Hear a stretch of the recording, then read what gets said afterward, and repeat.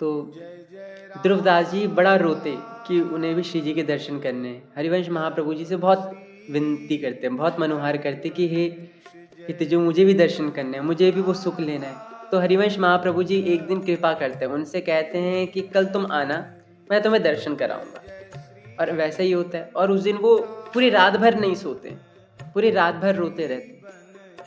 तो जब कल पहुँचते हैं मंगला के समय पे और वहाँ पर आके बैठते हैं थोड़ी देर के लिए। अरे हरिवंश महाप्रभु जी अंदर सेवा दे रहे हैं और जैसे ही बाहर आते हैं तो हरिवंश महाप्रभु जी उनसे बोलते हैं कि लो दर्शन करो। और जैसे ही ये बात बोलते हैं हरिवंश महाप्रभु जी, ध्रुवदास जी फूट फूट के रोने लग जाते हैं। कहते हैं कि मैं दर्शन नहीं कर पाता, मेरे नेत्रों में वो दृष्टि नहीं है कि मैं प्यारे जी को निहार सकूं, मुझे उनके दर्शन नहीं होते, मेरे हृदय में वो प्रेम नहीं आता। और रोते रोते हरिवंश महाप्रभु जी के चरणों में गिर जाते हैं और उनके चरणों में एक तरीके से रोते रोते उनके चरणों को पकड़ लेते हैं। तो हरिवंश महाप्रभु जी क्या करते हैं, उनके मस्तक पे ऐसे करके हाथ फेरते हैं और उसके बाद हरिवंश महाप्रभु जी कहते हैं, कैसी है ललित प्यारी लाल जू की प्राण प्यारी। और जैसी इतनी बात कहते हैं मानो उस समय का पूरा वातावरण बदल जाता है, एक अलग तरीके की हवा, सुवासित हवा चलने लग जाती है। वहाँ पे मानो करोड़ों करोड़ों मोगरा की खुशबू एक साथ बह रही हो, करोड़ों करोड़ जो रूही है, बेला है, उसकी खुशबू आने लग जाती है, अलग अलग तरीके की गंधों की खुशबू आने लग जाती है। और ये सारा देखते देखते ध्रुवदास जी का पूरा रोम रोम कंपित हो रहा होता है। फिर वो कहते हैं, हेटहु न ठहराती कैसे कै निहारी हैं। ध्रुवदास जी कहते कि हे तो जो आप पूछ रहे हो कि वो कैसी हैं, लालजू की प्यारी कैसी हैं, वो ललित किशोरी कैसी हैं, पर मेरे साथ बड़ा दुख है, मेरे साथ बड़ा दर्द है कि वो इधर इस हृदय में नहीं ठहरती। ये प्रेम सदा नहीं रहता है, किसी दिन उनके लिए भाव आ जाता है, किसी दिन उनके लिए प्रेम आ जाता है, किसी दिन उनके लिए नेत्रों में अश्रु आ जाता है, पर ये सदा सदा नहीं रहता। वो ठहरती नहीं है, वो चले जाती है। और इतना ही कहते कहते और फूट फूट के रोने लग जाते हैं। फिर कहते हैं कि और क्या दर्शन करा।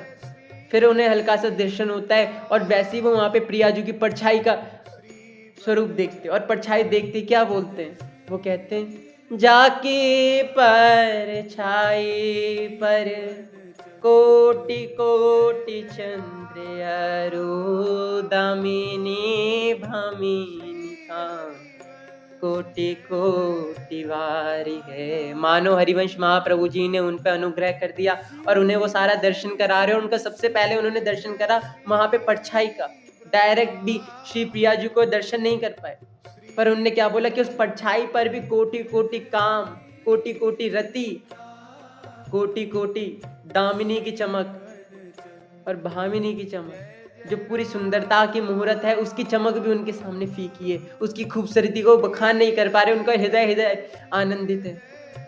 फिर क्या बोलते हैं, वो कहते हैं, जाके परछाई पर कोटि कोटि चंद्र अरु दामिनी भमिनी कांत कोटि कोटि वारी है।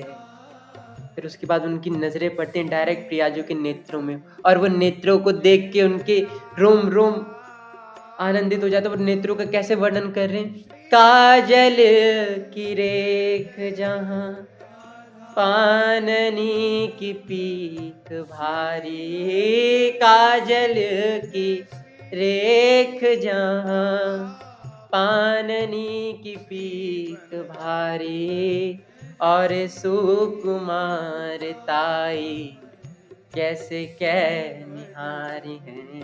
उन्होंने सबसे पहले प्रियाजू के नेत्रों का वर्णन करा और नेत्रों को देखकर वो आनंदित और क्या वर्णन कर रहे कि उनके आंखों में जो वो काजल लग रखा है, और वो साधारण काजल नहीं है, वो साक्षात श्याम सुंदर है। और जिस समय हरिवंश महाप्रभु जी की वो वाली लाइन प्रियाजू उनसे कह रही हैं, मुको तो भावती ठौर प्यार के ननन में, प्यार भयो छाए मेरे ननन के तारे।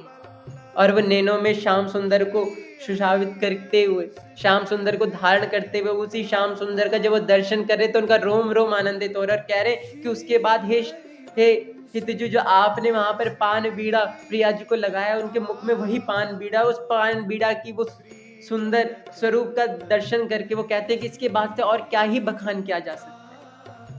फिर वो आगे बोलते हैं, सहज ही अंग अंग रूप सार मोदमयी, सहज ही अंग अंग रूप सार मोदमयी, हित ध्रुव प्राणन्यो छावर कर डाली। कह रहे हैं कि इनके तो हर रोम रोम से, उसके रोम रोम, प्रिया जी के वो रोम रोम का वो दर्शन करके उनके मन की दशा नहीं संभल रही, उनका शरीर संभल नहीं पा रहा, उनका रोम रोम कांप रहा है। और कह रहे हैं कि ऐसे छवि को दर्शन होने के बाद ये हित ध्रुव अब तो अपने प्राण भी इन पे निछावर कर दे और इन दर्शनों को कुछ नहीं दे सकते। और इतना कहते ही महापत ध्रुवदास जी मूर्छित हो जाते, क्योंकि भैया उस स्वरूप को, उस रूप लावण्य को कौन ही संभाल सकता है। पर यहाँ पर भी सबसे बड़ी अनोखी चीज यही है, होरी हित हरि वंश कृपा बिन, कौन दर्श ये कराए, नैनन में को लाए प्यारे, नैनन में बसावे, दर्शन पाऊं नैन सिराऊं, इन छवि पर मैं प्यारी, श्यामा श्याम दो तन मिलहु, रूप की लूं बलिहारी।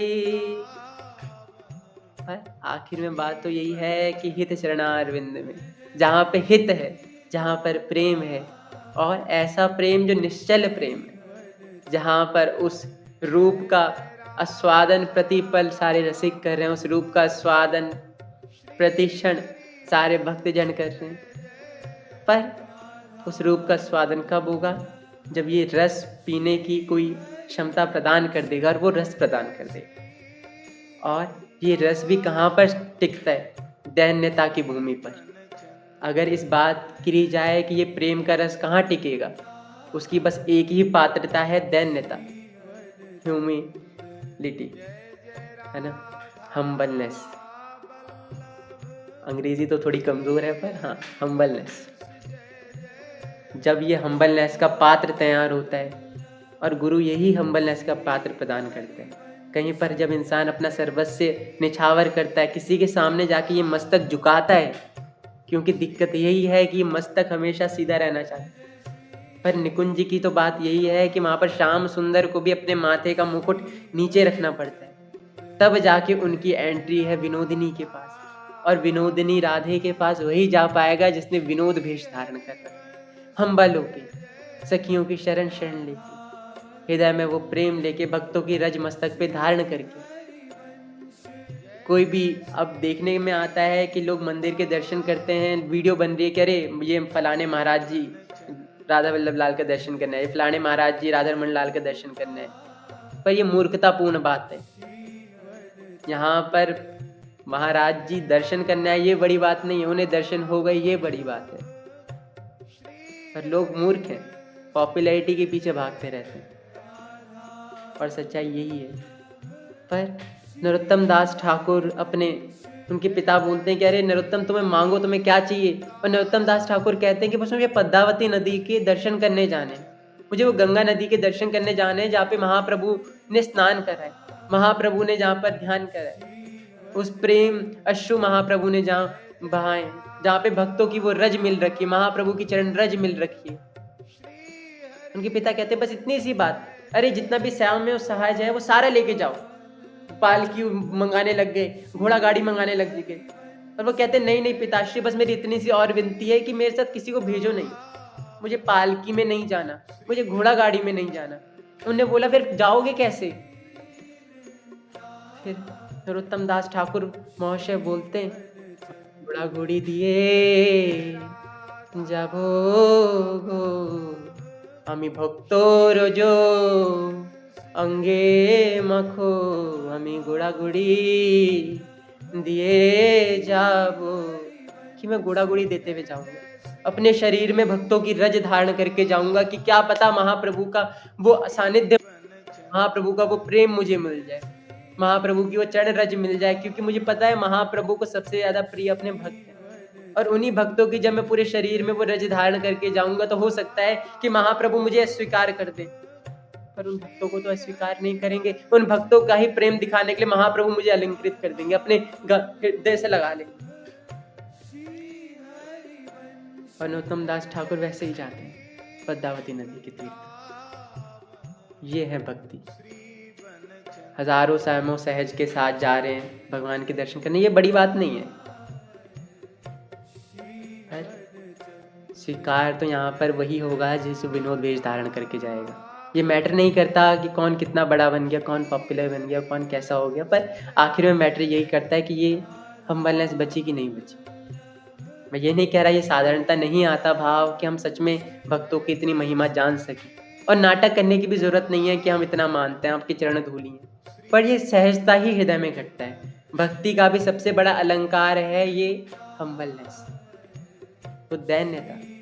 दैन्यता का अर्थ ये नहीं है कि हम किसी के सामने जाके कह रहे हैं I am your humble servant, अरे प्रभु जी माता जी जय हो जय हो जय हो तुम्हारी जय हो, क्योंकि ये हम्बलनेस भी इसीलिए है ताकि उन्हें कोई हम्बल बोल दे। उनकी हम्बलनेस उसी समय चूर हो जाएगी जिस समय आप बोल दोगे कि अरे आप तो हमारी चरण रजी हो, चरणों में पढ़ो, ये मस्तक भी ऊपर नहीं करो। उनका 2 मिनट में सारी हम्बलनेस निकल जाएगी, कहेंगे फिर वो प्रभु जी से आपको राक्षस बना देंगे अगर उनकी आपने बात नहीं मानी, उनके सेट ऑफ इंस्ट्रक्शंस पे नहीं रहे। पर हम्बलनेस घटती है, और जैसी हम्बलनेस घटती है प्रेम आ जाता है, और सच बात तो यही है, शायद जब प्रेम आता है तब ये हम्बलनेस घटती है, जब उस रस का स्वादन होता है तब ये हम्बलनेस घटती है। पर पात्रता भी इसके लिए ये हम्बलनेस ही है। एक सिक्के के 2 पहलू हैं, क्योंकि इंसान सिर्फ झुकना ही तो नहीं चाहता, किसी के आगे समर्पित तो नहीं होना चाहता, शरणागति तो नहीं होना चाहता। वो अपने ईगो को बूस्ट करने के लिए हजारों बहाने दे सकता है, ये इंसान गलत है, वो इंसान गलत है, सब गलत है भाई, पूरी दुनिया गलत है, हम अकेले निकल जाएंगे भगवान को पालेंगे। पर ऐसा नहीं हो, किसी का धन है उसी से मिलेगा। और ये वाली चीज़ होती है ना, घटती है पानीहाटी में, जब नरोत्तम दास ठाकुर निताई चांद वहाँ पर विराजमान है, और उनका शोभा कैसा कि वहाँ पर निताई चांद विराजमान है, मानो कोटि कोटि चंद्रमा की शीतलता, कोटि कोटि चंद्रमा की शीतलता बस उनके चरणों में। मुख उनका सूर्य के समान तेजवान है, उन्हें हर तरफ से भक्तों ने घेर रखा है। जब रघुनाथ दास वहाँ पर पहुँचते हैं, उनके चरणों में गिर जाते हैं, दूर से ही पहले दर्शन कर रहे हैं, और वहाँ से दूर से निताई चांद कहते हैं अरे तुम चोर हो, तुमने चोरी करी है। वो डर रहे हैं कि भाई निताई चांद ऐसा क्यों बोल रहे हैं, अगर निताई दयाल ऐसी बातें करेंगे तो मुझे कौन स्वीकार करेगा, कौन महाप्रभु का प्रेम देगा। उनने पूछा कि अरे प्रभु मैंने क्या गलती कर दी। उनने बोला कि तुम उस परम प्रेम को पहले अकेले जाके चुराना चाह रहे थे, क्योंकि वो सबसे पहले भाग के महाप्रभु पे गए कि महाप्रभु मुझे स्वीकार कर लो। पर जब तक पात्र तैयार नहीं होता, उसमें रस भी डाल देंगे तो वो पात्र खंडित हो जाएगा, पात्र के मन में उस चीज़ों के लिए संशय आ जाएगा, डाउट आ जाएगा। अगर डायरेक्ट रस की चर्चा किसी मूर्ख के सामने कर देंगे तो वो मूर्ख जिसकी बुद्धि देह पे अटक रखी है वो कभी इन चर्चाओं को नहीं समझ सकता। ये नॉर्मल शब्दों में क्या है कि भैया जो इस शरीर से ऊपर ही नहीं उठ रखा तो वो कैसे इन चर्चाओं को समझेगा, इन रस को समझेगा। और ये रस की चर्चा करते करते, संग की चर्चा करते करते, कथा श्रवण करते करते एक दिन ऐसा दिन आ जाता है कि इंसान अपने शरीर से ऊपर चढ़ के सोचता है, तब सोच पाता है, किसी की अनुग्रह होती है वो सोच पाता है। वरना शरीर पे अटका रहते, शरीर पे ही चालू होता है और शरीर पे ही खत्म हो जाता है।